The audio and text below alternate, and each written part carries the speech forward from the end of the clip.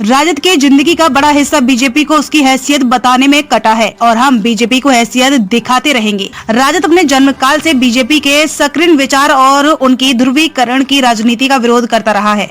हम लोगों ने कभी तराजू पर तोलकर राजनीति नहीं की। आज इनकम टैक्स, सीबीआई, ईडी की अधिक सक्रियता दिख रही है।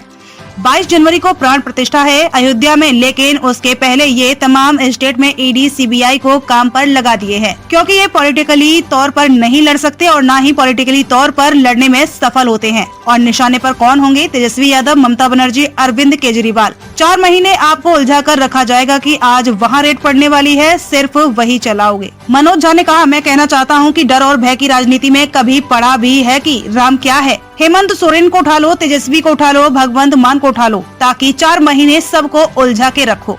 राजद के जिंदगी का बड़ा हिस्सा बीजेपी को उसकी हैसियत बताने में कटा है और हम बीजेपी को हैसियत दिखाते रहेंगे। इसे चेतावनी भी समझी जाए तो कोई दिक्कत नहीं है। मैं बिना किसी डर और भय के यह बात बोल रहा हूँ। हमें खबर है कि सिर्फ मुझे ही नहीं, देश के तमाम दलों को 22 तक उलझा के रखा जाएगा। तेजस्वी पर ईडी और सीबीआई की दबिश पर बोले, एक बात तो मैं निश्चित तौर पर कहूंगा, सिर्फ बिहारी नहीं, अलग अलग राज्यों में अधिकारी ईमानदार हैं, वह तैयार नहीं हो रहे और उन्हें कहा जा रहा है कि तेजस्वी यादव को सम्मन भेजो, इसको उठाओ, उनको उलझाओ, तेजस्वी को उठाओ, हेमंत को उठाओ, भगवंत मान को उठाओ, क्योंकि बीजेपी को पता है कि बिहार में महागठबंधन के आगे उनकी नहीं चलेगी। आने वाले 4 महीने से लोग तेजस्वी जी को, लालू जी को, झारखंड में हेमंत जी को, दिल्ली में केजरीवाल जी को, स्टालिन साहब के मंत्रिमंडल के लोगों को भय दिखाने का काम करेंगे। परेशान है सारे अधिकारी, क्योंकि कई ईमानदार भी हैं। राम मंदिर उद्घाटन पर बोले, राम का परिचय क्या मैंने मोदी या बीजेपी से जाना है?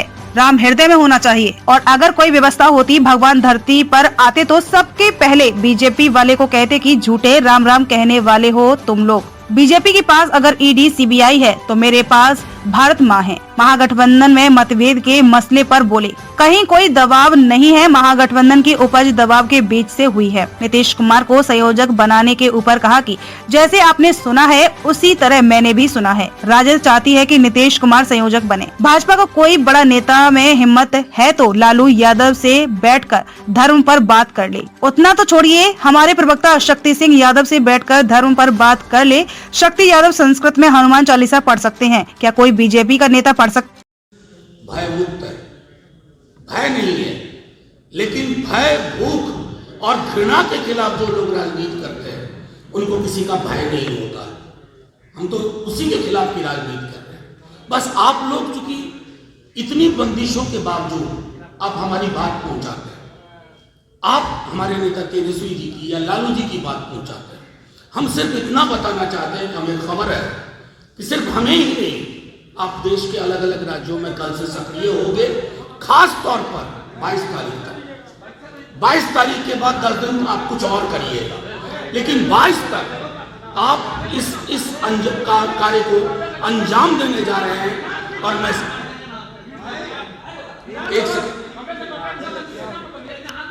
एक सेकेंड साथियों, नहीं, यहाँ कोई भय का माहौल, कि आपस में लोगों को झगड़ा लड़ाए, इसी बात के लिए बीजेपी जानी जाती है। बीजेपी जैसा मत बनिए, बस ये आग्रह है। इस तरफ इशारा किया आपने कि आज से 22 जनवरी के बीच में कुछ बड़ा हो सकता है, जांच एजेंसियां एक्टिव हो सकती है। आपको क्या लगता है कि तेजस्वी यादव की तरफ अब वो कुछ तैयारी चल रही है, क्या कुछ बड़ी तैयारी चल रही है? देखिए, एक बात तो मैं सीधे तौर पे कहूँ, सिर्फ बिहार में ही नहीं, अलग अलग राज्यों में, और चूंकि कई अधिकारी ईमानदार हैं, वो तैयार नहीं हो रहे इसके लिए। उन्हें कहा जा रहा है कि समन भेजो, इसको उठाओ, उनको उलझाओ। और तेजस्वी यादव एक व्यक्ति के अलावा क्या है? सबसे बड़ी चीज है कि बीजेपी को ताकत का आभास है। बीजेपी को पता है कि बिहार में इस महागठबंधन के आगे उनकी स्मूथ फंक्शनिंग नहीं है। मतलब 3-4 से ऊपर उनका बेस्ट आंकड़ा नहीं जा रहा है। तो क्या करेंगे? तेजस्वी यादव जी को, लालू जी को, हमारे राष्ट्रीय अध्यक्ष जी को, उधर झारखंड में हेमंत जी को, दिल्ली पंजाब में केजरीवाल जी, भगवंत मान जी को, स्टालिन साहब के मंत्रिमंडल के लोगों को। तो ये जो राजनीति है, उस राजनीति को आप कह रहे हैं एक्टिव, कल से हाइपर एक्टिव होंगे। एक्टिव के आगे हाइपर लगा लीजिए। परेशान है वो अधिकारी, लेकिन क्या करें, इशारा आ गया है।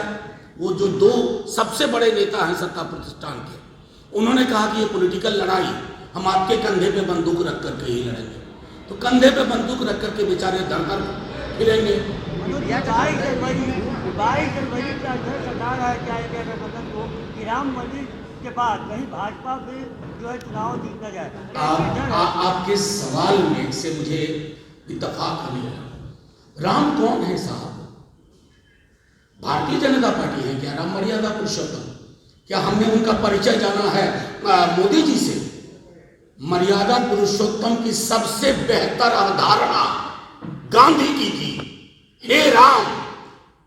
उस अवधारणा से मीलों दूर है भाजपा वाले। राम राम कहने से, जय श्री राम कहने से नहीं होता है, यहां हृदय में होना चाहिए। और मैं 4 दिन से कह रहा हूं, अगर कोई व्यवस्था ऐसी होती कि हमारे भगवान पृथ्वी पर आते तो सबसे पहले बीजेपी वाले को कहते, नकली राम भक्तों, तुम्हारे अंदर मैं नहीं हूं, तुम्हारे अंदर मैं नहीं रहना चाहता। मेरा आचरण, मेरा व्यवहार, मेरा जीवन तुमने किसी को नहीं पढ़ा है। राम भगवान आते ना तो कहते, आय की इतनी असमानता के बीच में मेरी पूजा कैसे करोगे? बेरोजगारी की इन छवियों, डरावनी छवियों के मध्य मेरी प्राण प्रतिष्ठा का क्या मतलब? लेकिन ये भगवान राम वाले नहीं है, असल में ये नाथू राम वाले हैं। ये फर्क है।